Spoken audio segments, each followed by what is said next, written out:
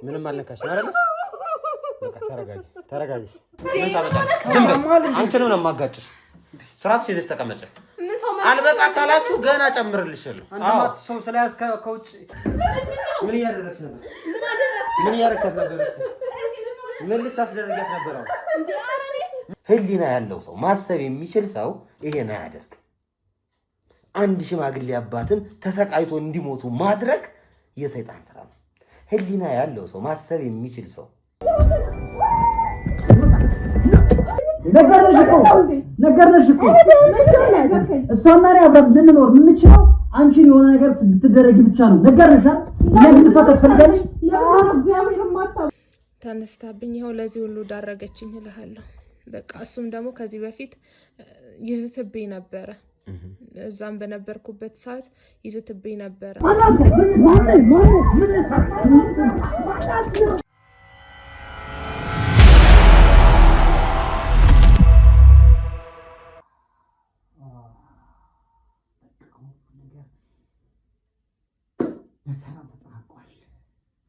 ነገሮቹ እስከዛሬ ጊዜን ገንዘቤን ህይወቴን በጣም ብዙ ነገር በልቷል።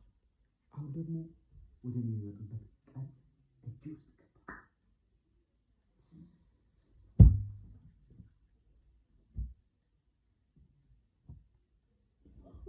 ገባ። ምንም አላረኩም። ቁሜ ነው እስከዛሬ ዝም በይ ይኸውልሽ አድምጪኝ ታለሽ ዝም በይ አድምጪኝ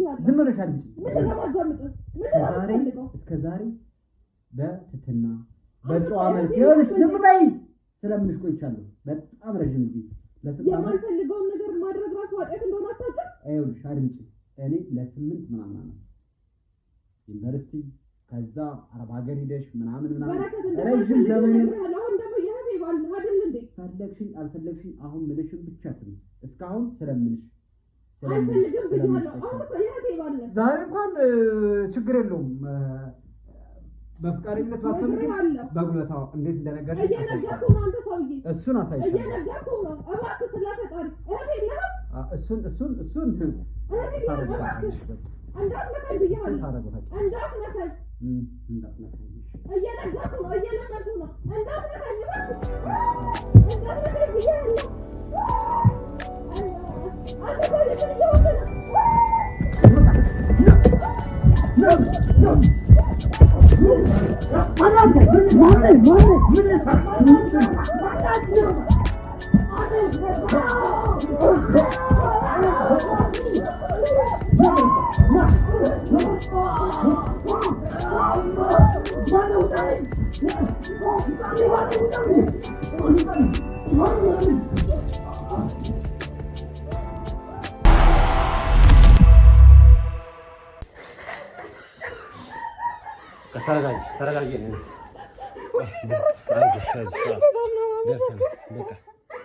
ተረጋጊ ደህና ነሽ አይደል?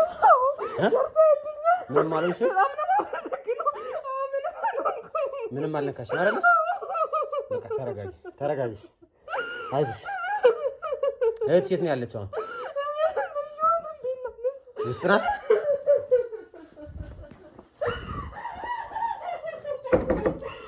ነይ እስኪ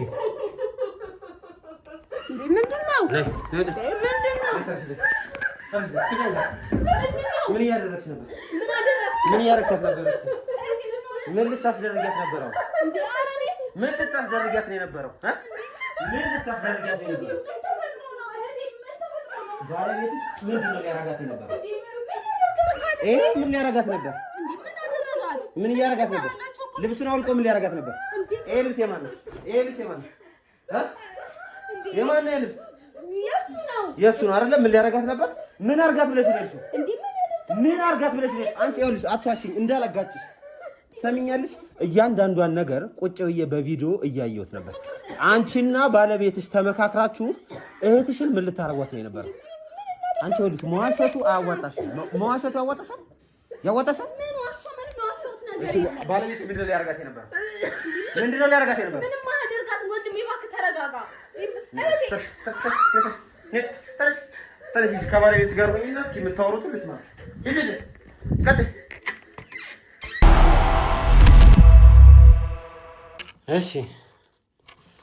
እንዴት ነው ጥጋባችሁ? ትንሽ ቀነስ አለ አሁን ቀጠቀጣችሁና በገዛ ቤታችን ሴት ልጅ መምታት ወንጀል እንደሆነ አታውቁም ነው? ገብርኤልን በይ እስኪ ሚካኤልን ታውቂያለሽ ወንጀል እንደሆነ? አዎ። እሺ እህትን ቤት አስቀምጦ ፓራላይዝ አድርጎ እንድትደፈር ማድረግስ ጽድቅ ነው? አንቺ አሁን እህት ነሽ? ምንም ያደረኩት ነገር የለም። ምንም ያደረኩት ነገር የለም። ስለዚህ አሁንም ዱላውን ነው የፈለግሽው? እንደዛ ነው የምትፈልጊው? እንደዛ ነው ወይ የምትፈልጊው? ይኸውልሽ እኔ ከአንቺ ጋር ለመከራከር አይደለም የመጣሁት። ሁለታችሁንም ለህግ አሳልፎ መስጠት አዚስ ታይም በጣም ቀላሉ ነገር ነው። ምክንያቱም ስታረጉ የነበሩትን ነገሮች በሙሉ በስልካችሁ እልክላችኋለሁ። አሁን እኔ ጋር ያለውን ፋይል ማለት ነው በሙሉ እልክልሻለሁ። ቁጭ ብላችሁ እንደ ሙቪ ማታ ማታ እንድትደበሩበት ማለት ነው። ሰራችልን ቤት ቁጭ ብለን ሻሲር ድሮም እኮ ይሻለው እኮ ሴትዮዋ ምንም አይነግረኝም። አንተ እኔ ፊት ቁጭ ብላ አትስደባ እንዴ! ለምንድን ነው የምመታው? አንቺን መቀጠቅጥሻለሁ። ምን አባሽ ስለሱ ያወጋባሻል? ዝም በይ ዝም በይ። አጠገቤ እንዳመጣው በቃ ይሄው ምን ታመጫለሽ? ዝም በይ። አንቺንም ነው የማጋጭሽ። ስርዓት ሲይዘሽ ተቀመጭ። አልበቃ ካላችሁ ገና ጨምርልሻለሁ። አንድ ማት ሰው ስለያዝከ ከውጭ አንድ ማት ሰው ይዤ የመጣሁት እንዳንተ አይነት ደነዝን ልቀጠቅጥ ነው። የኔ ጉልበት ብቻ ስለማይበቃ ሌላም 4-5 ሰው በደንብ ቀጥቀጥ ያደርጋል። አንተንማ ብቻህን ባገኘ ሰይ ነበር። ብቻዬን ብታገኝ ተሳየኝ ነበር። አንተ ሽንታ ለዛሬ ሴት እዚህ አስተኝተህ ልትደፍር ወንድ ነህ አንተ? ወንድ ነህ? ምንም ያደረገው ነገር የለም። አትጩበት።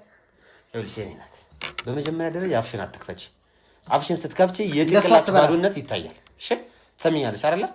አፍሽን በከፈትሽ ቁጥር ነው አንቺ ማትረቢ ሴት መሆንሽን እያዩት ያሉት። ሲቀጥል ደግሞ የገዛ እህትሽን ለማስደፈር እዚህ ቤት ስታሴሪ ከሱ ጋር ሆናችሁ እሷን እንዲህ ጭንቅላቷን እየመታችሁ ራሷን ስታስቱ ድግምታችሁን ሻማ ምናምን እያበራችሁ ስትደግሙ ልብሱን አውልቆ ደግሞ እህትሽን ሊደፈር ሲል እጅ ከፍንጅ ይዤዋለሁ። ይሄ ነገር እንዴት ቆይ ሻፋነቻ ከቤት ቁጭ ብላ ሰሚኛለሽ? ካንተ ጋር ለመጨቃጨቅ የሚሆን በቂ ጊዜ የለኝም። ፋይላችሁን ከፈለጋችሁ መመልከት ትችላላችሁ። ቤታችሁ ስትሰሩት የነበሩትን ነገር በሙሉ ማትረባ እያየሁ። ቆይ እንዴት ነው እንደዚህ ነው ይቻላል? እዚህ ቤት መጥቼ ነበር እኔ። ማን አብሉ? እናንተ እየሰራችሁ የነበራችሁትን ጉድ ጎረቤት ሳይቀር እዚህ የምታጨሱትን የት ነው የምታመጡት? ጭሱን ግን ይሄ አካባቢ የሚሰነፍጥ ጭስ ይዛችሁ የምትመጡት ድግምታችሁ አባብያችሁ እማትሉት ነገር አለ እንዴ? እናንተ እማታወሩት ወሬ አለ? ሲጀምር እዚህ ጋር ስለአባብዬ ምንም ነገር ስለማታውቅ ምንም ነገር ባትል ደስ ይለኛል። ማስከንባት ከፍጥሮ ነው እዚህ ጋር ገብርኤልን ከሳቸው ጋር ይኸውልህ አንተ ትሰማኛለህ? አፍህን አትክፈት አንተ እሺ? አለዛ ወደ ዱላ ነው ምንድነው መጣ? ሰው ስርዓት ያዝ። በቃ ስለአባባ ያታወራ ዝም በል። አወራለሁ። ምን አባት አመጣለህ? አወራለሁ። ለምንድነው የምመጣው ታዲያ? በቃ አታውራ። በቃ ስለአባባ ያታወራ አልኩ። በቃ ስለኔ አውራ። ስለአባባ ግን አታውራ። ለምንድን ነው የማላወራው? ለምን ባላወራው? ስለማይመለከት ነው። ያም ይመለከተኛል። አይመለከትም። ምክንያቱም እሳቸው አይደሉ እዛ ጋር እንድትታመም ያረጓት ይችላል። ፓራላይዝ ያረጓት እሳቸው አይደሉ? ስለሱ አታውራ። ምንም ነገር የማድረግ ኃይል አላችሁ። ሲጀምር ሰሙኛላችሁ። ዛሬ እንኳን አንተ ምንም ነገር የማድረግ ኃይል እንዳላችሁ እንድታውቅ። ክፍታፍ አትበላት። በቃ አንተ የማን ጠበቃ ነህ? ምን እንዴት ነው የሚያደርገህ? አንተ ስሙኒ እንዳላጋጭ ትሰማኛለህ? ስርዓትህን ያዝ። ስርዓትህን ያዝ። አስሬ ነው የምቀጠቅጠህ። ትሰማኛለህ አይደለ? ወይኔ በረከት ተረጋጋ። የኔ ፍቅር ተረጋጋ። የማንም መፈንጫ ሆናለሁ እንዴ በማይረባ ቢሆን? አይዞክ። እሺ ቆይ አሁን ምንድነው የምትፈልገው? እዚህ ቪዲዮ ላይ ምን ያህል ብር እንስጥ? ምንድነው የምትፈልገው ከኛ? ካንተ ብር አልፈልግም። መደራደር እንችላለን። አትንካኝ አንተ። ይኸውልህ አሁን ማለት ነው እጀረዛ እንዳትነኪኝ። እዛው ነሽ አውሪ። እሺ እንገር ያሉትን ሰዎች ሸኛቸው። እኛ በሰላም ተነጋግረን ችግሮቹን መፍታት እንችላለን። ኦኬ እኔም ፓራላይዝ ልታረጉኝ ነው? አይ የምትፈልገውን ብር ልደግሙብኝ ነው? ሻማውን ለምጣለህ እንደዚህ አሳየን። ይኸውልህ አሁን ወሬውን ተው ነው። ውጭ ያሉትን ሰዎች ሸኛቸውና እኛ በሰላም መፍታት እንችላለን፣ መደራደር እንችላለን። የምትፈልገውን ገንዘብ እንሰጥሃለን። አንቺ ሰላም ታውቂያለሽ? በቃ እንደፈለኩ የመናገር መብት እንዳለኝ እንዳትረክ። እንደፈለኩ መናገር አችልም። በቃ ቅድም እንደፈለክ ስቀጣቅጠኝ ዝም ብያለሁ። አሁንም እቀጣቅጥሻለሁ። አይ ፍቅር እንደፈለገው ያውራ፣ እንደፈለገው አውራሽ። የፈለኩትን አወራለሁ፣ የፈለኩትን እናገራለሁ። ምክንያቱም በቂ ማስረጃ አለኝ፣ በቂ ሰዎች አሉ። እሺ ይኸውልህ፣ እንደፈለከው አውራ። ዝም በል እንደፈለከው። አሁን ጎረቤትን ሁሉ ለመጥራት እያሰብኩ ነው። ምን ይመስላል? የምን ጎረቤት ነው የምትጠራው? ጠርቼ ስላረጋችሁት ነገር በሙሉ እዚህ ጋር በስክሪን አሳያችኋለሁ። ትጠቀማለህ። ይኸውልህ ይልቁኑ ይኸውልህ፣ እሺ አትገግም። ብር እንስጥክ፣ ያንተም ህይወት ይቀየር። ይሄ አሁን የምዘላብደው ነገር ምንም ጥቅም የለውም። ስለዚህ አሁን ሰዎቹን ሸኛቸውና እኛ በሰላም እንነጋገር። ይኸውልህ ህይወትን የሚቀይር ብር እንሰጣለን። እናንተ ያው መጮህ ምንም ጥቅም የለውም። አሁን ይኸውልህ እየተከተልክ የሰዎችን ቤት እያንኳኳ የሆነ ነገር እየወሰድክ 6000 7000 ከምትቀበል እኛ ባንዴ ጥቅም ያለ ብር በቃ ስለዚህ ህይወትን አስብበት፣ ጭንቅላት ጋር አስብበት። ስለዚህ አሁን ሰዎች ረጋ ብለህ አስብ። ሰዎቹን ስለካ እንትን በላቸው። ምስሽን ፍቅር ቀሷና እኔ እንነጋገርና ከነሱ ጋር እኔም ልነጋገር። አይ መነጋገር ያስፈልጋል። ለነሱ ብትፈልግ ይኸውልህ ኮልሸኛቸው መጀመሪያ እነሱ አረ እንድሸኛቸውና ከዛ እናንተ ጋር እንዳወራ ይፈልጋቸው ስጣቸው። ከፈለክ ብር ስጣቸው። ኮላውራችሁ ልጅ እናንተ ግን እዚህ ጠብቁኝ። ምንም ነገር እንዳታስቡ። ይኸውልህ እኛ በደንብ እናወራለን። ግን አንተ ይኸውልህ ይሄን ነገር በደንብ ፍታለን እንጂ የምትፈልገውን ነገር ህይወትን ሊቀይር የሚችል የሰው ቤት ያንኳኳ የሰዎችን ገመና ከምታወቅ ለምን አንተ የራስህን ላይፍ አትኖርም? የራስህን ነገር ለምን አገነባም? በታክሲ ከምትሄድ ለምን በመኪና አትሄድ? እሱን እኛ እንደፈለከው ህይወትን እንቀይራለን። ብቻ ይሄ መረጃ አጥፋልን። አሁን ይኸውልህ ነገሮችን ማንሳሳት አይደለም። እድለኛ ነህ። በቆየን ቁጥር ሰዎችም ደግሞ የሆነ ነገር እንትን ሊሉ ስለሚችሉ ሸኛቸውና እኛ እናውራ አይሻልም? እሺ በቃ እቺ ማፍራ ማሰራችልን ምንድን አደረገችው? ምን ቀን ነው ሰውየው ቤት የመጣው? ይሄ ሁሉ ነገርስ ካሜራ ነበር ማለት ነው እዚህ ቤት። ሁሉም ነገር እኮ በቃለት። ፍቅር ጉድ ሆነናል። እኔ በዚህ ሰዓት የሚቆጭን ካንተ ልለይ መሆኑ ነው። እሺ ምንድን እናድርግ? ረጋ ብለን እናስብ። ሰውየውን እንደምንም አሳምነን ፋይሉን ተቀብለን ካስፈለገ ሰውየውን መግደልም ካለብን መግደል ነው በቃ። ቆይ ሰውየውን ፓራላይዝ እናድርገው ወይ እንደዚህ ወይ ላጋጨው ዝም ይግድግዳ ጋር ወዴት ነው የምታጋጨው? አሁን ለማንኛውም ሰዎችን ካላካቸው ለሰውየው እኮ ነው ያልተጠቀም። ሰውየውን በቃ እንደምንም ብለን ፋይሉን እንዲያጠፋልን አሁን ከዛ በኋላ ማስወገድ ነው። ሰውየውን ነው እሷንማ እሰራላታለሁ። እሺ አሁን በምን እንደራደረው? ሰውየው በብር እንደምንም ብለን በብር አታለን የተወሰነ ብር እንሰጠዋለን። ስንት ብንሰጠው ነው? እሺ ችግር የለውም። አሁን ሰዎቹን ብቻ ሸኝቱ። እቺ ማትረባ ሰራችልን አይቆጫትም። እቤት ቁጭ ብለን እንደሞኝ ስቀልድብን ነበር። በፍቅራችን ላይ ተጫወተች፣ በህይወታችን ላይ የኔ ፍቅር ግን አላጣህም አይደለ? መቼም ሰዎቹ የሚልፋቱ እኮ መቼም ነው ደግሞ የቆየው። እንቻኔ በቃ የሚፈልገውን ብር መስጠት ነው። አይቆጫትም፣ ሰራችልን አይቆጫትም። እገላታለሁ። በቃ ፍቅር አሁን ረጋ በይና ቁጭ ብላ ስቀልድብን ነበር። ረጋ በይና ሰውየውን ሲመጣ የሚፈልገውን ነገር ከሰጠን ሰውየውንም እናስወግደዋለን፣ እንገለዋለን። አለበለዚያ መጠቀሚያ ነው የሚያደርገው። እሺ ሰዎቹ ጋር እያወራሁ ነበር። እሺ ስለዚህ ከመወሰኔ በፊት ሁለታችሁ ለየብቻ ማውራት አለብኝ። እንዴ ለምን ነው ብቻችን የምታወራው? አይ ለየብቻ፣ ምክንያቱም እኔ ለብቻዬ መወስነው ነገር አይደለም፣ ታውቃላችኋል። ስለዚህ ብቻዬን እንደወስን ደግሞ አንድ ሰው ብቻውን ያወራኛል። መጀመሪያ እሷን አወራታለሁ፣ ከዛ በኋላ ካንተ ጋር አወራለሁ። እንዴ አንተ ምን ሆነህ ነው? አይሆንም። ካልሆነ ችግር የለውም፣ እዚህ ላይ ማቆም እንችላለን። እንዴ አይደለም እንደሱ አይደለም። ግን ማለት ነው በቃ ማውራት ያለብን ነገር አውራን። ይሄ ሁለታችንም አለን አይደለም?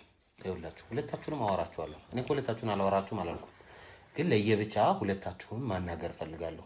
ለየብቻ ማናገሩ ሲጀምር ምንድነው ጥቅሙ? እኔ አሁን ስለ ብር አይደለም የመጣሁት እዚህ ላይ ልንገርሽ፣ አንተንም ልንገርህ፣ ስለ ብር አይደለም፣ ስለ ጉዳዩ እውነታ ማወቅ ብቻ ነው የምፈልገው። እውነታውን ከነገራችሁ በኋላ እኔ ከእናንተ ጋር እውነታው ምንድነው ይሄ የሚዛዛው? ከየት ነው ያመጡ? ድሮ ላይ ለምን ትቀመጣለህ? ድሮ ላይ ይኸውልህ ይሄ ሲኖዚ ኪራ ላይ ምናምን ለምን ትቀመጣለህ? ሆሞያፕስ ላይ አትቀመጥም። ሪያክት ላይ እና ሪያክት አድርግ እስኪ። አትጠቀምበት፣ ጭንቅላት አትጠቀምበት። በቃ ስለ ብር አይደለም ይላል እንዴ? እኛ የምንሰራውን ነገር ማወቅ ለአንተ መኪና መንዳት አትፈልግም? ይልቁኑ ጠቀም ያለ ገንዘብ ስጠና አንተም ወደዛ ሂድ፣ እኛም ደግሞ ህይወታችንን እንኑር። አይሻልም? እንዴ ታውቂያለሽ እኮ ፍቅር፣ ይኸውልሽ አሁን ይሄ ሰውዬ እኮ ባስ እንደዚህ ተንጠልጥሎ እኮ ነው የመጣው አይደል? ለመኪና የሚሆን ብር ላይፍን ቀይር፣ በቃ ላይፍን ቀይር። ስለዚህ ያለው ነገር እንደራደር እንጨርስ አይሻልም? ለምን እንዳደረጋችሁ ትነግሩ ትችላላችሁ? ችግር የለውም። እሱ ያረጅ ይፈጅ ወሬ ነው። ይኸውልህ እኔ አሁን ከአንተ የምፈልገው ለምን እንዳደረከው ንገረኝና እዛ ብሩን እጠይቃለሁ። እዛ እሄዳለሁ። እሱ አሁን አንተ ምን ይመለከታል? ለእኔ የሚጠቅመኝን እኔን የሚያውቀው አይደለ? እኔ አሁን እዚህ ላይ እኮ እናንተ እያወራን ያለው ለድርድር ነው አይደለ? ለመደራደር ደግሞ እኔ ለምን እንዳደረከው እፈልጋለሁ። ሚስጥሩ ማወቅ አንተ ሚስጥሩን ካወቅህ አንተም ልታደርግ ነው። ምንድን ነው ጠበቃ ነው አንዴ አንቺ ውጭልን። እኔ እሱ ነው ውጭልን። አይሆንም በቃ እግዚአብሔር ይስጥልኝ። ምንድን ነው የምትሉኝ? ውጭልኝ። እሱ ላውራው እንዴ ግን ጫፉን እንዳነካው አልነካውም። ጫፉን እንዳትነካው መሀሉን እነካዋለሁ። ጫፉን እንዳትነካው ትላለች። ይኸውልህ በረከት አይደል ባለሳሳት እኔ እናንተ እንደ ወንድ መደራደር እንችላለን። አሁን እሷ መንጨርጨሯን ምናምን ለእኔ ምንም የሚጠቅመኝ ነገር የለም። ገብቶሃል? እሺ እንደ ወንድ እናወራሽ። እንደ ወንድ ነው እያወራን ያለነው። ይሄንን ነገር ለምን እንዳረከው ብትነግረኝ እኔ መረዳት እችላለሁ አይደል? አሁን ስለሱ ለምንድን ነው የምናወራው? እሺ ስለሱ ማታወራኝ ከሆነ እኔ ጉዳይ አይደለም ማለት ነው። ያንተ ገንዘብ ብር ለምንድን ነው? እኔ እኮ አትሊስት ማለት ነው ይሄን ያህል ብር ስጠኝ ለማለት እንኳን የምታረግበትን ምክንያት አውቄ ኦኬ እንደዛ ከሆነ ይሄን ያህል ብር ስጠኝ እልሃለሁ። በቃ ከዜሮ ጀምር። በቃ ማለት የፈለግከው ነገር ሳታይም ሳትሰማም አልፈልግም። ህሊናዬ የሚቆጨኝን ነገር ማድረግ አልፈልግም። አትሊስት ያረክበትን ሚስጥር ያረክበትን ምክንያት ልወቀው። ከዛ እኔ ለዚህ ከሆነ ብር ላልጠይቅ እችላለሁ። ዝም ብዬ ወጥቼ ልሄድ እችላለሁ። ያረከው ነገር አሳማኝ መስሎ ከተሰማኝ ምንም አልጠይቅም። እውነት ወጥቼ እሄዳለሁ። አይ የምትል ከሆነ ግን እዚሁ ስንጨቃጨቅ ስንከራከር ፖሊሶች ይመጣሉ፣ የአካባቢ ጎረቤቶች ይመጣሉ። አባብዬም እንግዲህ መምጣታቸው አይቀርም በዚህ አይነት ሁኔታ። እሱ ታሪኩ ብዙ ስለሆነ ነው እኮ እኔም ታሪኩ ብዙ ስለሆነ ነው ለመስማት የጓጓሁት። ይሄ ነገር ሲወርድ የመጣ በጣም ያረጀና ያፈጀ ወሬ ይዟል። ከአያት ቅድመ አያቶቻችን ነው የሚነሳው። ከዛ ሲል እየጎላ መጥተው ግን ከቤተሰቦቻችን ጋር ደርሷል። ይሄ ነገር አሁን ላንተ ቢነገር ምንም ላይጠቅም ይችላል። ለእኔ ደግሞ በጣም ከባድ ነገር ነው። በዛው ትልቅ ሰው ነኝ። የሚጠቅመኝና የማይጠቅመኝን ማወቅ እችላለሁ። ስለዚህ ዝም ብለህ ተናገር። ከጠቀመኝ አደርገዋለሁ፣ ካልጠቀመኝ አላደርገውም። እስኪ ቆይ ለማስታወስ ያህል የሆነ ነገር ፋይል እስኪ ሄኒ የትም እንዳትሄድ እሺ። ልጅ ያዛ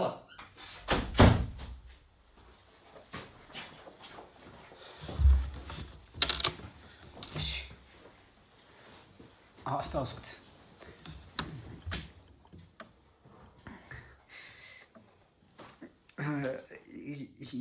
የእነሱ ቤተሰቦች ድሮ የኛም ቤተሰቦች በጣም ይበድሏቸው ነበር፣ በጣም ያሰቋቸው ነበር። በእኛ ቤተሰብ ላይ የማይሆን ጥቅም የማይሆን ዝርፊያ ዘርፈው አካባቢያቸውን ለቀው ተሰውረዋል። የኛ ቤተሰቦች ከተሻለ ኗሪነት ወደ ጎዳና ተዳዳሪነት ተቀይረው ነበር በሆነ ወቅት። ስለዚህ ያለን ንብረት በሙሉ ተጠቅመው አካባቢያችን ጥሎ ጠፉ። ከዛን ጊዜ በኋላ እናት አባቶቻችን ለረጅም ጊዜ በስቃይና በመከራ ይኖሩ ነበር። ከዛ የአካባቢ ሰው ሁሉ እየለመኑ ይተዳደሩ ነበር። ከዛ በፊት ግን የኛ ቤተሰቦች ለአካባቢ የሚያግዙና ለአካባቢ የሚረዱ ሰዎች ነበሩ።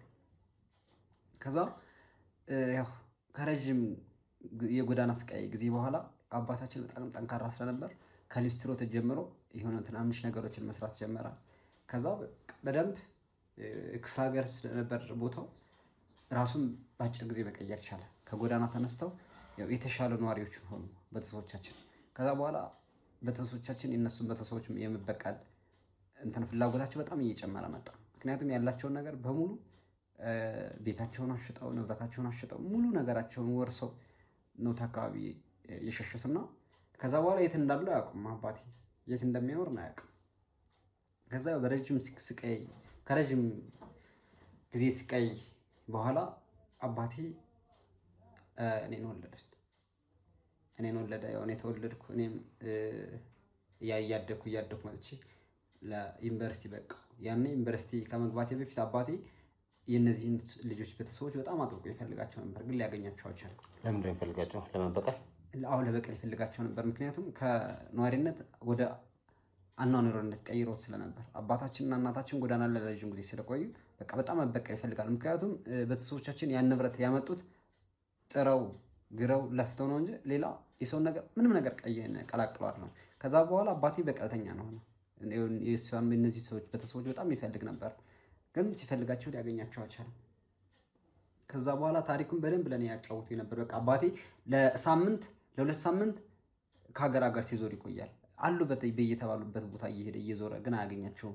በጣም ብዙ ስቃይ አይቷል አባቴ እነሱን ሰዎች ለማግኘት። ኢቭን አባታቸውን ለመግደል ነበር የሚያስብ የነበረው። በሰዓቱ ላይ ቢያገኘው አደባባይ ቢሆንም በሽጉጥ ሁሉ ሊመታው ይችል ነበር። ምክንያቱም በጣም ብዙ የስቃይ ጊዜ ስላሳለፉ። እኔም ተወልጄ ያን ያህል አሪፍ ነዋሪዎች አይደለንም። በችግር ውስጥ ነው የምናሳልፍ የነበረው ምናምን ስቃይ ውስጥ ነው ያደግኩት። ከዛ እኔ ዩኒቨርሲቲ ገባሁ። ዩኒቨርሲቲ ከገባሁ በኋላ እዚች ልጅ ጋር ተዋወቅኩ። እዚች ማለት ከዚህ ከተማ የሚወጋ እሺ። ከዛ መጀመሪያ ስንተዋወቅ ምንም አንተዋወቅም ማለት ከተለያየ ቦታ ነው የምትመጣው። ወደ አንድ ዩኒቨርሲቲ ስትገባ ከተለያየ ቦታ ላይ ትገባለህና ያኔ ክላስሜቶችን አንድ ክላስ ላይ ተመደብንና አንድ ክላስ ላይ እንማር ነበር። ከዛ መጀመሪያ ላይ ክላስሜት ነበር። ከዛ ጓደኛሞችን ስንወጣ አብረን መውጣት፣ ወደ ላውንች አብረን መሄድ ጀመርን። ካፌ ስንወጣ አብረን ካፌ እንዲሰብሰብ ብለን አንደኛ ዓመት እያለን ያን ያህል አንተዋወቅም ነበር። ሁለተኛ ዓመት እያለን ግን ሞር እንትኑ እየሰፋ መጣ። ቅርርባችን እየሰፋ መጣ። ብዙ ይሄ ሀብታም ልጆች ምናምን የሚባሉ ዩኒቨርሲቲ አይመቻቸውምና እየጣሉት ሄዱ። ዩኒቨርሲቲውን ምግቡ ላይ ትንሽ አስቸጋሪ ነበር። ዩኒቨርሲቲው ሞቃታማን ቦታ ስለነበር አብዝቶ ተማሪዎች እየተቀነሱ መጡና ከዛ እኛ ተዋሃድን በጣም ጓደኛሞቹን። ከዛ ስለ ቤተሰብ ማውራት ጀመርና ይሄ ያላር የሆነ ሪሌሽንሺፕ በደንብ እየጠበቀ ሲሄድ ስለ ቤተሰቦች የማወቅ ጉጉት እንትን እያለ እየሰፋ ይመጣልና ከዛ በኋላ የት ሀገር ልጅ ናችሁ ከየት ነው የመጣችሁት ምናምን ተባብለን መጠያየቅ ጀመርን። ከዛ ዲቴይሉን ነገረችኝ። በቃ ማለት አሁን ለኔ አባቴ ምንም የሚደብቀኝ ነገር የለም አይደል? እየነገረ እንዳሳደገኝ የእነሱን ቤተሰቦች እንደዛ እየነገሩ ያሳድጓቸዋል አይደል? ስትነግረኝ እኔ እየተነገረ ያለኝ ነገር ነበር። ያው ቅድሚያ ሴቶች ብዙ ጊዜ ታሪካቸውን ይነግሩሃል ስትተዋወቁ፣ ወንዶች ድብቅ አይደል? ከዛ ስትነግረኝ እኔ ከዛ በኋላ እንትኔን የማጋራት እንትን ቀነስኩ። እንደዚህ ስትነግረኝ ያን ታሪክ ከቤተሰቦች ከሚነግሩኝ ታሪክ ጋር ተገናኘና የአባቷን ስም ሳጣራ ያው እየተነገረኝ የነበረው አባቷ የኔን ቤተሰቦች እንትን ያደርገው ነበር። ከዛ ሲደመር የአያቷን ስም ያው ሲሆን ለአባቴ ነገርኩት። ተመልሼ ነገርኩት ነው። ከዛ ስነግረው ምንድን ነው ያለኝ? ቀጥል አለኝ። በዚህ ቀጥል በቃ አሁን የመበቂያ ሲስተማችን እጃችን ውስጥ ገብቷል። ስለዚህ አንተ በቃ በዛው ላይ ቀጥል ምናምን አለኝ። ከዛ ያው ልክ እንደ ፍቅር እንትን አደረኳት፣ ቀረብኳት፣ እንደማፈቅራት እንደምወዳት ምናምን ነገሮችን እያሰፋሁ እዛ በኋላ ይሄ እንትናችን ጓደኝነታችን ወደ ምን አደገ? ወደ ፍቅር አደገና ለረጅም ጊዜ ታስቸግረኝ ነበር። ለ2 ዓመት ከዛ እያለ አስቸገረችኝ ቢያል በ3ኛው ዓመት ያው በጓደኛም ግፊት ምናምን እንሻለች። ፍቅረኛሞቹንን ይሄ ለግንኙነት ምናምን ስጠይቃት ትሻትል ፔንሲዮን ምናምን ቀጥሬያት አትመጣም። ከዛ ያው በዛ የተነሳ በጣም እናደር ነበር። ምክንያቱም ቤተሰቦች ያሉኝን ነገር ለማስፈጸም እሷን እጅ ውስጥ ማስገባት አለብኝ። ከጓደኝነት ከፍቅረኝነት አልፎም አልጋ ላይ ሁሉ መገናኘት ነበረብን። እሱ ነገር ትንሽ አስቸገረኝና እንትን አለ። ከዛ በሆነ ጊዜ እኔ ጭራሽ ምን እንደተፈጠረ አላውቅም። በጣም ፍቅረኛሞች ነበር ምንም ነገር ባናረግም። ከዛ እየሸሸች እየራቀችን አይን ላይ አልፈልግም ምናምን በጣም ብዙ ነገር ጮኸችብኝና ጠፋች።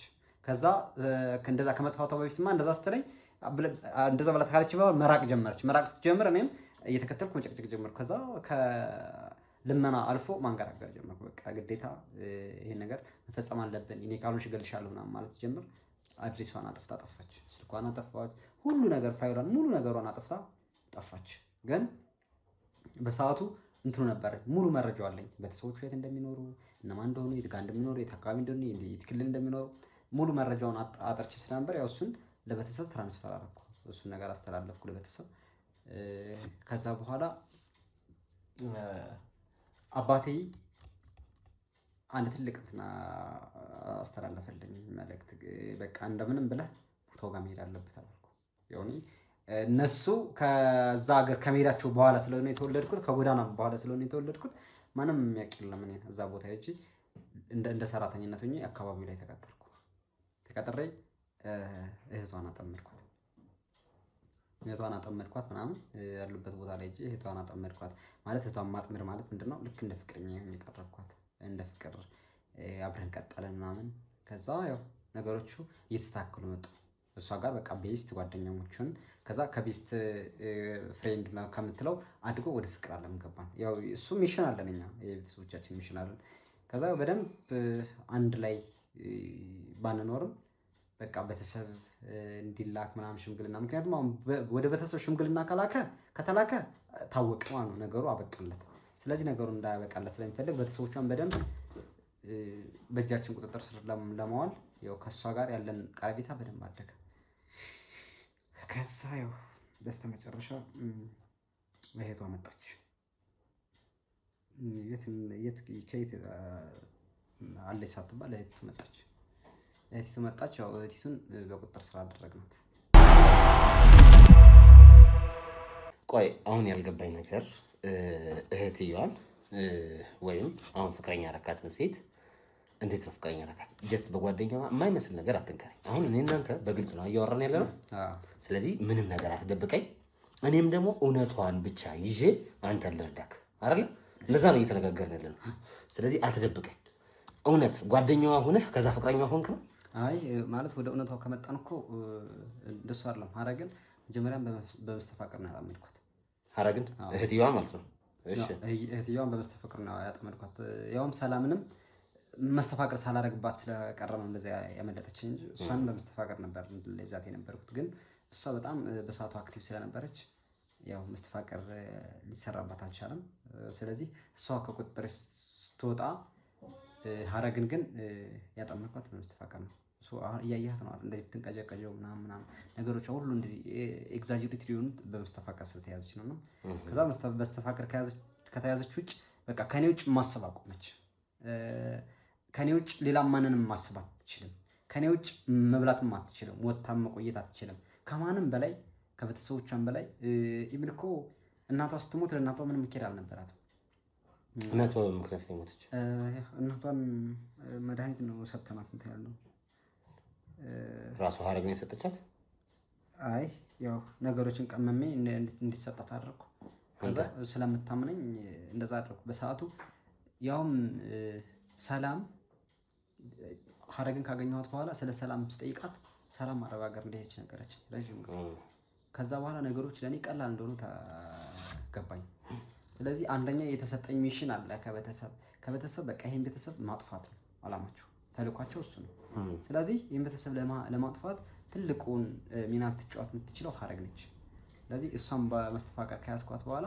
ለእናቲቱ ምንም ይሆን ነገር አድርጊ ለቤተሰብ ስጨድምላት እንደምትሰጥ ስለማቅ መድኃኒቱን ሰጠሁት ከዛ ያው አባትየው ትንሽ መሰቃየት እንዳለበት ነው እንጂ ቀድሞ አባትየው ነበር እንዲሞት የተፈለገው ግን አባትየው መሰቃየት አለበት አንደኛ የእናቲቱን ሀዘን መሸከም አለበት እኛ ጎዳና ላይ በኖርንበት ጊዜ ውስጥ የተሰቃየነውን ስቃይ እሱ ደግሞ እንዲሰቃይ ይፈልጋልና እናቲቱ መሞት እንዳለባት ተልቆ ተነገረኝና ከዛ ማን ነው ተልቆ ሲነግረኝ ነበር አባት ነው አባቴ እሺ ስለዚህ እዚህ በፊት ስቃይ ለማስታወስ ሲሉ ያንን ነገር ለመበቀል ሲሉ እናቲቱ መጀመሪያ ሞት አለባት ተባለ ከዛ ሰላም አረብ ሀገር እያለች እናቲቱ አረፈች ያኔም ሐረግ ኬር አልነበራትም እኔ ያለውላታ በቃ እሷ የምትተነፍሰው በእኔ ላይ ነው ስለዚህ ያው እናቲቱ ተሰቃይታ ሞተች ከዛ ያው አባትየው ታመመ ከሆነ ጊዜ በኋላ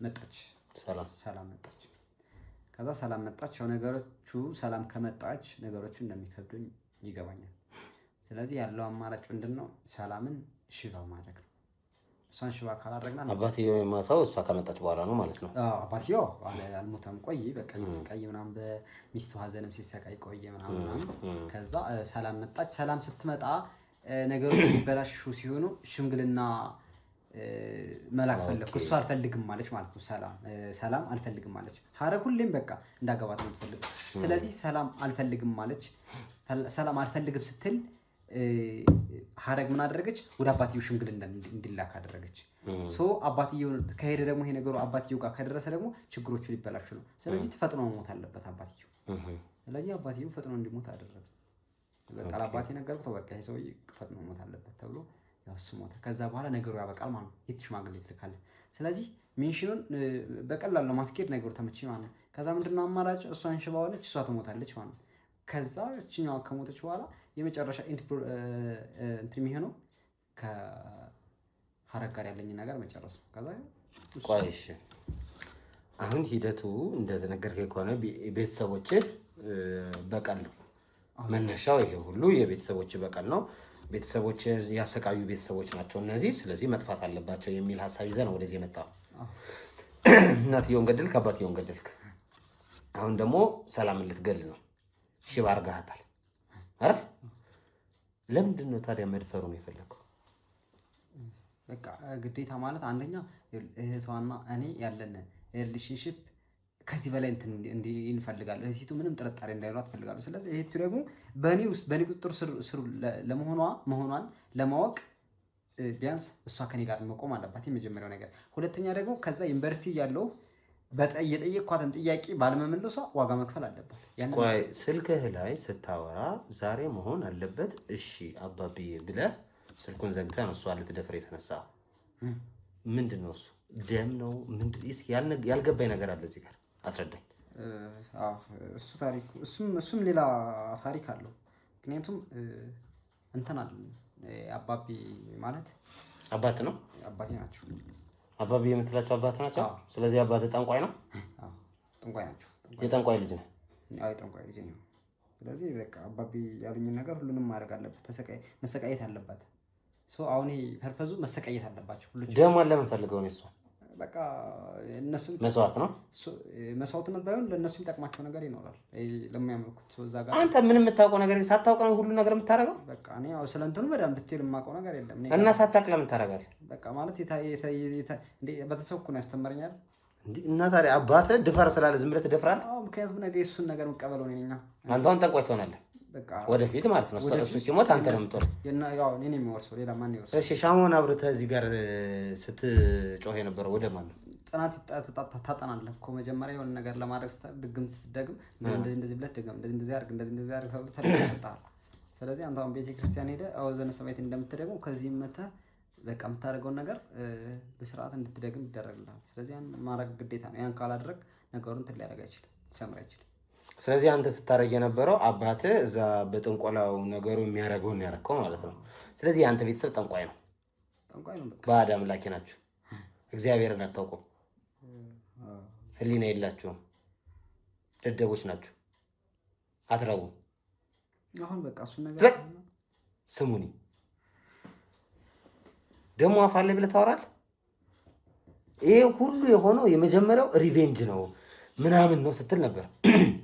አሁን ደግሞ ሪቬንጅ ወይም በቀል ሳይሆን ባዕድ አምልኮ ነው። ለምን ደግሞ ትከበታትረው? ባዕድ አምልኮ ነው። በቀልም አለ ባዕድ አምልኮ አለ። ሲጀመር ይሄኛው ቤተሰብ እናንተን ያጠፋችሁ ባዕድ አምልኮ ስላለባችሁ ነበር ማለት ነው። ማለት ምንም ነካክተናቸው አናውቅም። እኛ ማንን ነክተን አናውቅም። ማንን ነክተን አናውቅም። እኛ ሲጀመር እዛ በፊት ሲጀመር አባቴ መጠንቆል የጀመረው በምን ምክንያት ነው? አባቴ ጎዳና ከወጣ በኋላ ዲስትሮ እየሰራ ምናምን ከዛ በፊት አባቴ ነግሬያለሁ። በጣም ጨዋ ሰው ነበር። ሰውዬ እንደው አሁን ያንተ አባት ጠንቆላችሁ ነው ሊስትሮ የሚሰራው? ይኸውልህ አትበቃ። ከዛ በኋላ ነው እኮ ነገሮች። ከየትኛው በኋላ? ከዲስትሮ በኋላ ነው የሆነ ቦታ ሄደ ምናምን ያኔ። ከዛ በኋላ ጎጃም ላይ ሄድ ነበር ረጅም ጊዜ ተመላለሰ። ወደ ዘይድ እንደዛ ነገር ነው። ምን ነው የሚያወራው ደግሞ? ይኸውልህ ትሰማኛለህ? ነገሩን እንደዚህ እያልክ አታራዘዝምብኝ። አንተ የጠንቋይ ልጅ ጠንቋይ ነህ አይደል? ጠንቋይ ደግሞ ማለት ስርዓትን የማያቅ የማይረባ ነገሮችን የሚያወሳስብ እግዚአብሔርን የማያቅ ሰይጣናዊ ማለት ነው። ለሰው መራራትን አቅ አንድ የታመመች ምንም የማታቀን ሴት መድፈር ይህ የሰይጣን ስራ ነው። ሕሊና ያለው ሰው ማሰብ የሚችል ሰው ይሄን አያደርግ። አንድ ሽማግሌ አባትን ተሰቃይቶ እንዲሞቱ ማድረግ የሰይጣን ስራ ነው። ሕሊና ያለው ሰው ማሰብ የሚችል ሰው እግዚአብሔርን የሚፈራ ሰው ይሄን አያደርግ። አንተ እግዚአብሔርን አታውቅም። እነሱ እኮ እኛን ቤተሰቦች ጎዳና አስወጥተዋል እኮ። አይደለም ጎዳና አንተ ማለት ነው። ሽንት ቤት ግባ።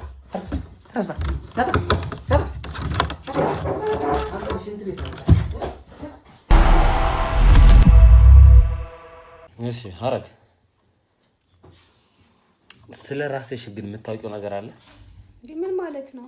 እንዴ ሰው ስለ ራሱ ማቅሰው አለ እንዴ? ማን ነው ስምሽ? እስኪ ሙሉ ስምሽን ንገሪ። ሐረግ እባላለሁ። ሐረግ ማለት ሐረግ ተሻለ። ሐረግ ተሻለ።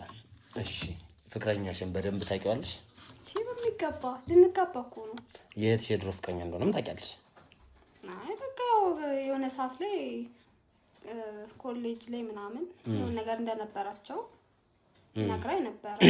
እሺ ያው ግን ያላመንኳትም። እሱ አልነገረሽም? አይ ያው በቃ ትውውቅ ነገር። እንዴት ነው የተዋወቃችሁት ከአንቺ ጋር? ከኔ ጋር በአጋጣሚ የተዋወቅ ነው እዚሁ ሰፈር? እሺ ከዛ ያው እንደማንኛውም ሰው አጋጣሚ ተዋወቅን፣ ስልክ ተለዋወጥን። ከዛ መገናኘት መደዋወል ምናምን ጀመርን። ቴክስት ምናምን ማውራት ጀመርን። ከዛ በኋላ ያው ጓደኝነት ማለት እንገናኝ ነበር አልፎ አልፎ። ጓደኝነታችን ወደ ፍቅር ተለወጠ። ከዛን ያው አሁን በቅርቡ አንድ ላይ ምናምን እየኖርን ነው። ያው ሽማግሌ ልክ ነበረ፣ ያው አባቴ ያረፈ። ከዛ በኋላ በቃ አንድ ላይ መኖር ጀመርን ወደፊት። አሁን በቅርቡ ግን የመጋባት እቅድ አለን። የመጋባት ወራዴ እኮ አንድ ቤት እየኖራችሁ ነው። መጋባቱ ምን ይጠቅማችኋል እንዴ? ያው ፕሮግራም ምናምን አድርገን በደንብ በስነ ስርዓት ለማለት ነው። እሺ ፕሮግራም ግላችሁ ይሄ ሁሉ ነገር የምጠይቀኝ አስፈላጊ ነው? ያው ከሱ ጋር እያወራሁ ነበር ስለእናንተ። ያው እንደነገርኩሽ እሱም በሱ በኩል ያለውን ላንቺ ስሜት ያለውን ነገር ነግሮኛል። ባንቺ በኩልም ያለውን ማወቅ አለብኝ። ከዛ በኋላ እኔ ደግሞ ማድረግ ያለብኝን ነገር አድርጌ እዚህ ቤት እንደወጣ ነው አይደል እየተነጋገርን ያለ ነው። ስለዚህ ሁሉንም ነገር ሳንደባበቅ እናወራለን። ከዛ መፍትሄው ያው ገንዘባችን ተሰጣተን እንለያያለን። ሰው ሁሉንም ነገር ማወቅ ስለምፈልግ ብቻ የምጠይቅሽ፣ የምትሽው መልሽልኝ፣ አለመመለስ ደግሞ መፍትሽ ነው። እሺ እሺ፣ ብቻ ቶሎ ጨርሰህ እንድትወጣልኝ የምፈልገው። እወጣልሻለሁ። እሺ እህትሽ አረብ ሀገር 5 ዓመት ቆይታ ነው የመጣችው አይደል? ባልሳሳት። አዎ። ይሄ ቤት ማን የሰራው? ያው እሷ አረብ ሀገር በነበረች ሰዓት የተወሰነ ገንዘብ ምናምን ትልክ ነበር። ያው ቤቱ የቤተሰቦቻችን ነው፣ ግን ያው እድሳቱ ምናምን አንዳንድ ነገሮችን እሷ ነች ያሳደሰችው። እናትሽ በምን ምክንያት እንደሞተች ልትነግሪኝ ትችያለሽ? የዛኔ እናቴማ ያው ያማት ነበረ። ያው እድሜዋም ምናምን። እናትሽ ከሞተች በኋላ አንቺ ግድ አልሰጠሽም ስለ እናትሽ መሞት? ለምን ይሆን? በረከት ነው የነገረኝ። አሁን ሌላ ነገር አትሰጭ። በረከት ነው የነገረኝ። በረከትማ እንደዚህ ሊልህ አይችልም። በእውነት አንተ ሰው እያማህል እንዴ? ሻባትሽ በምክንያት ነው የሞተው እንዴ? አባቴም ታሞ ነው። ሁለቱም ታሞ። አባቴ እናቴ ከሞተች በኋላ በቃ በጣም ሀዘኑን መቆጣጠር አልቻለም። ከዛ በኋላ ያሞ ነበረ። እናቴ ካረፈች በኋላ ደግሞ በጣም ቅስሙ ተሰበረ። ከዛ በቃ መታመም ምናምን ጀመረ። ከዛ ሞተ። ከበረከት በፊት ፍቅረኛ ነበርሽ? አዎ። ለምን ተለያያችሁ? በቃ ያው አልተግባባንም። በረከት ስለመጣ። አረ አትዋሽኝ። አሁን ግልጿን ነው። እኔ ጋር እኮ ግልጽ ነው አይደል እያወራን ያለ ነው። ሲጀምር እኮ ከፍቅረኛ ጋር ከተለያየው በኋላ ነው እኮ እሱ ወደ ውጪ ሄደ፣ እኔ ደግሞ ወደ ውጪ ምናምን የሚሄድ። ግን ቃል ገብተሽለት ነበር እንደምትጠብቂ ነበራል ነበር። ሳቃልሽና ፈረስሽ። በቃ እኔ በረከት ምኑን ይወደድሽ? ሁሉ ነገሩን እኮ ይገለጻል። ግለጭልኝ ሁሉ ሲጀምር በረከት። እስቲ ምን የሚጠላ ነገር አለው? ብዙ የሚጠላ ነገርም አለው በረከት። በቃ ሁሉ ነገሩ ይወደዳል ላንቺ ማለት ነው አይደል? ምክንያቱም ሁላችንም አንድ አይነት ፍላጎት ላይኖረን ይችላል። ሁላችንም አንድ አይነት ሰው አንወድም። ስለዚህ የተለያየ ፍላጎት ስላለን በአንቺ ፍላጎት መሰረት በረከት ፐርፌክት ነው። በደንብ እንዴ በረከት ዘውት ሲጀምር ምን የሚጠላ ነገር የለውም። ግን አንድ ጥያቄ ልጠይቅሽ። ፍቅር ሂደት ነው አይደል? በሆነ ነገር እያደገ ነው የሚሄደው። ድንገት ነው ፍቅር ውስጥ የገባሽው። በቃ ልክ ሳይሆን በቃ እኔ እንጃ። እንዳየሽው አልወደድሽውም። አትዋሽኝ። እንዳየሽው የዛኔ ስልክ ተቀባበላችሁ ነው? አዎ። ግን በቃ ልክ እሱ ማውራት ሲጀምር ምናምን ሁሉ ነገሬ በቃ እኔ እንጃ ለሱ በቃ ማለት ከዚህ በፊት ለምሳሌ ፍቅረኛ ነበረኝ፣ ግን ለሱ ራሱ እንደዚህ ያልሆንኩለት። ከዚህ በፊት የነበረሽን ፍቅረኛ በሂደት ነው የፈቀርሽው። አዎ። የሰው ልጅ ደግሞ ፍቅር የሚገነባው በሂደት ነው። በአንዴ ፐርፌክት የሚሆን ሰው ስለሌለ። ግን ያንቺና የበረከትን ነገር ጤናማ ነው እንዳለ ያደረገኝ አንቺም ራስሽ እስኪ ልብ ብለሽ ዝም ብለሽ አስተውይ። አሁን እኔ ተረጋግቼ ነው እያወራሁሽ ያለሁት፣ አንቺም ተረጋግተሽ ለመመለስ ሞክሪ። እሺ የእኔ እናት፣ አሁን አንድ ሰው ፍቅር ሲመሰርት ሂደት በሂደት እያደገ ይመጣና የሆነ ፒክ ላይ ይደርሳል። ከዛ በጣም ያፈቅረዋል ያን ሰው። አንቺ ግን ድንገት አገኘሽው። ከዛ በሁለተኛውና በሶስተኛው ቀን ፍጹም ፍቅር ውስጥ ገባሽ። ጤነኛ ነው ብለሽ ታስቢያለሽ? እንዴ ምን ማለት ነው? ያንተ ሰው የምን ለማድረግ እየሞከርክ ነው? ምክንያቱም ይህ ሰው የእህትሽ ፍቅረኛ ነበር ድንገት ወደ አንቺ ወጣ እሱ አለፈ እኮ በቃ እነሱ እኮ ከስንት ዓመታት በፊት ኮሌጅ ላይ በቃ ጀስት ተማሪ እያሉ ያሳለፉት ነገር ነው። ይሄ ደግሞ ለኔ ግድ አይሰጠኝም። በቃ እኔ በረከትን አፈቅረዋለሁ፣ ላገባው ፈልጋለሁ። እስኪ አንድ ቪዲዮ ላሳይሽ። ስለማይመለከተን ነገር እያወራን እኮ ነው። በረከት ጋር አሁን ሳወራ ነበር አይደል? አንቺን በመስተፋቀር እንደያዘሽ እንዲህ ሲናገር ነበር።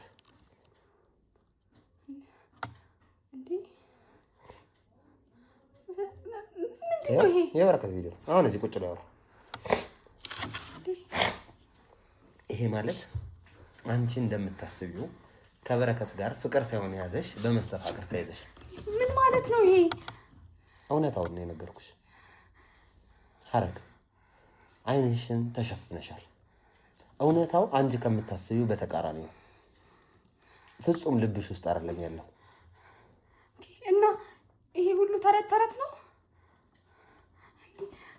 እንዴት እንደዚህ ሊያደርጉኝ ቻለ? እንዴት እንደዚህ ያደረጉኝ? የምትሄድበት አባብዬ ደግሞ አባቱ ናቸው። ይሄማ እውነት የበረከት አባት ናቸው። የበረከት አባት ምን ታውቂዋለሽ? እንደሞቱ ነው የማውቀው። የበረከት አባት አይደሉም። የስ አልሞቱ። ጠንቋዩ የበረከት አባት ነው። እንዴ ምን እየተካሄደ ነው ያለው? ይኸውልሽ እውነታውን ልንገርሽ፣ በረከት እናንተ ቤት የመጣው ለበቀል ነው እኮ። ማንን ሊበቀል? ምን አደረኩት? አባት እንዴ ያንቺን አባት ለመበቀል እናትሽን መረዘ። እናትሽ ተሰቃይታ ሞተች። አንቺ የዛኔ ግድ አልሰጠሽም ነበር፣ ምክንያቱም በመድኃኒት ተይዘሽ ነበር። ከዛ አልፎም ደግሞ እህትሽ እያየች አንቺ ጋር ፍቅር ጀመረ። ያም አልበቃውም። እህትሽን ፓራላይዝ እንድታረጓት ከአንቺ ጋር በመመሳጠር ፓራላይዝ አደረጋችኋትና አልጋ ላይ ያስተኛችኋት። ያም አልበቃውም። አባትሽን አሰቃይቶ ገደለ። አንቺ ግን ደስተኛ ነበርሽ እስከዛ ቀን ድረስ። አሁን ደግሞ በመጨረሻ እህትሽን አይንሽ እያየ ሊደፍራት ነበር። አራን ይሄ ነገር ምን እየገባኝ አይደለም። ምን እየተፈጠረሽ ነው? የኔነት ይሄ ሁሉ የሆነው በመተት ነው። አንቺ በመተት ውስጥ ነው ያለሽው። ተጫወተብኝ። እስኪ ወደ ኋላ ሳብ ብለሽ አስቢ። የትኛው ነው ትክክለኛ አካሄድ? የትኛው ነው እያስተዋልሽና እያሰብሽ ያደረግሽው? እስኪ የትኛው ነው አሁን በትክክል የምታስቢው? እና እናቴና አባቴን ያጣሁት በበረከት ምክንያት ነው። የስ ለምንድን ነው ለእናትሽ ያላለቀስሽ? እናትሽ ሞታ ለምንድን ነው አንቺ አዝነሽ እያለቀስሽ ሄደሽ አፈር ያልበተንሽው? ለምንድን ነው ስትደሰች የነበረው? አላውቅም። እህትሽን ልድፈራት እያለ እሺ ድፈራት ትያለሽ? ከራሴ ጋር ነበርኩ። አባትሽ እንደዛ ሲሰቃዩ አንቺ ነበርሽ መድኃኒት ሰጫቸው ነበር፣ በረከት ስጫቸው እያለሽ። አንቺ ግን የሚገላቸው መሆኑን አታውቂም ነበር። ወይኔ አሻንጉሊቱ አደረገኝ፣ ተጫወተብኝ። እገለዋለሁ። ሐረግ አሁንም ሁሉም ነገር እጅሽ ላይ ነው ያለው። እህትሽም በህይወት አለች። ቢያንስ ለእሷ ስትይ ነገሮችን ለማስተካከል ሞክሪ። ምኑን አስተካክለዋለሁ? ጸበል ግቢ። ጸበል ያስፈልግሻል ሐረግ። በጤናሽ አይደለሽ። እምነቱ ምንድን ነው ታውቂያለሽ? እምነት የሚባል ነገር የለም። በቃ አንቺ ግን ማተብ አድርገሻል አንገትሽ ላይ። አየሽው? እኔ እሱን ከማግኘቴ በፊት እኮ በጣም አክራሪ ኦርቶዶክስ ነበርኩኝ። እኔ እሱን ካገኘው ቀን ጀምሮ ሲጀምር ቤተክርስቲያን የሄድኩበትን ቀን እንኳን አላስታውስም። አባብዬ ግን በሳምንት ሄዳለሁ። እሱ ጋር እሳቸው ጋር እንሄዳለን። ተጫወተብኝ። ምንድን ነው የማደርገው አሁን? እሺ አሁን ይኸውልሽ፣ አሁንም እኮ ግን በዚህ ሰዓት ይሄን ሁሉ ነገር እየነገርከኝ ራሱ አፈቅረዋለሁ። እሱን ማጣት አልፈልግም። አሁንም ቢሆን አውቃለሁ። ለዛ ነው ጸበል ይዤሽ መሄድ የኔነት። ወደ ጸበል አንቺ በጤናሽ ስላልሆነ ወደ ጸበል ነው መሄድ ያለብሽ። እሺ ከዛ በፊት ግን እሱን ማየት እፈልጋለሁ። ምን ልታረጊ? ናፍቆኛል። ታይዋለሽ። ነይ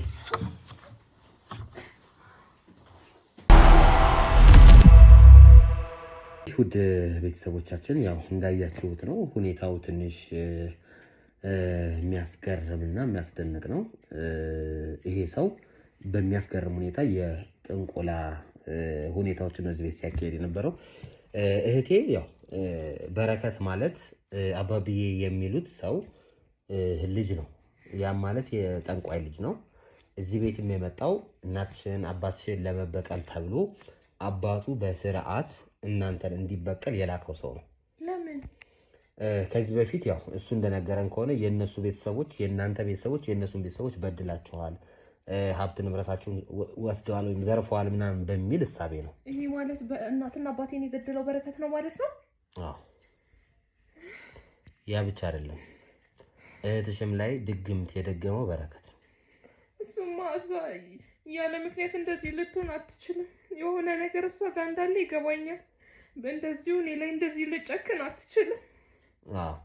ዞሮ ዞሮ አሁን ላይ እንግዲህ ሁሉንም ነገር አጣርተን ደርሰንበታል። በረከትም እንግዲህ ያው ለህግ አሳልፈን እንሰጠዋለን።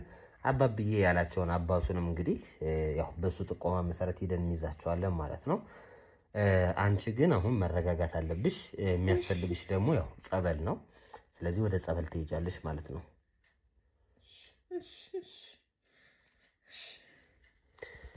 ያው እህትሽም እንግዲህ ያለችበት ጉዳይ የመስተፋቀር ጉዳይ ስለሆነ እሱም ከጸበል ውጭ ሌላ መፍትሄ የለውም። እንሄዳለን። አብራችሁ ተያይዛችሁ ወደ ጸበል አንድ ሰውን መድብላችሁና ወደ ጸበል ትሄዳላችሁ። ከዛ በኋላ ያለውን እንግዲህ እግዚአብሔር ይፍታው ነው የሚባለው አይደለ? በቃ እኛም እንግዲህ ያው የምንችለውን ነገር አድርገንልሻል። ይሄን ያህል እኛ ከሄድን ሌላውን ደግሞ አንቺ መጨረስ ነው። እውነት ነው። ፈጣሪ ይስጥልኝ፣ እግዚአብሔር ያክብርልኝ። እውነት ሳታቀኝ ምንህም ሳልሆን ይህን ሁሉ ነገር ስላደረክልኝ በጣም ነው ማመሰግነው። እግዚአብሔር ውለታህን ይክፈለው፣ እኛም ውለታህን በምድር ለመክፈል ያብቃን። በጣም ነው ማመሰግነው። ችግር የለውም የኔ እናት። ያው ጓደኛሽ ልደት ናት እንግዲህ ይሁን ሁሉ ነገርም እንድናደርግም ያገዘችን እሷን ብትሆን አሁን ጸበል አብሬያቸው ሄዳለሁ፣ የሚደረገውንም እገዛ አደርጋለሁ ብላለች። ከእሷ ጋር ሆናችሁ ደግሞ እናንተም ወደ ጸበሉ ሂዱ፣ ከእግዚአብሔር ቤት አትራቁ። የተፈጠረው ነገር ተፈጥሯል። ከዚህ በኋላ ግን ነገሮች እንዳይበላሹ ደግሞ ሞረ እህትሽም ደግሞ ወደ ጤናዋ እስክትመለስ ድረስ ከጎኗ ሆኜ እሺ። አሁን ራሱ ናፈቀኝ ወደ እሱ ውሰዱኝ ምናምን ነው እያለች የነበረችው። ያው መስተፋቅርም ስለሆነ መድኃኒትም ተሰርቶባት ስለሆነ ከቀልቡ አይደለም ያለችው እና በተቻላችሁ አቅም ይህንን ነገር እናንተ እሷን ለመረዳት ሞክሩ። እሺ እናቴ። እሺ ጥሩ። እንግዲህ ውድ ቤተሰቦቼ እዚህ ቤት የተፈጠረው ነገር የተፈጠረው ታሪክ ይሄን ይመስላል። እንግዲህ ሁላችሁም ባላችሁበት ቦታ ጸሎት አድርጉ፣ እንደዚህ አይነት ነገር እንዳያጋጥማችሁ። ከሁሉም ነገር በላይ ደግሞ የሰው ታሪክ መማሪያ ነው። ዛሬም እንግዲህ ያየነው ታሪክ እናንተ ትማሩበት ዘንድ እንዲህ ቀርቧል ማለት ነው። እናንተም በተቻላችሁ አቅም ያጋጠማችሁን ነገር የሆነውን ነገር ለእግዚአብሔርና ከእግዚአብሔር ጋር ተመካከሩበት፣ ተወያዩበት። ጾም፣ ጸሎት፣ ስግደት ያስፈልጋቸዋልና ሁሌም ከእግዚአብሔር ጎን ሆኑ ለማለት እንወዳለን። ብልጥ ሰው ከሰው ስህተት ይማራል፣ ሞኝ ደግሞ ከራሱ ስህተት ይሆናልና ነገሩ ብልጥ ሆኑ፣ ከሰው ስህተት እናንተ ተማሩ ለማለት እወዳለሁ። የዛሬውን ስራዬን እዚህ ጋር ጨርሻለሁ። በቀጣይ በሌላ ስራ እስክንገናኝ ድረስ ሰላም ቆዩ።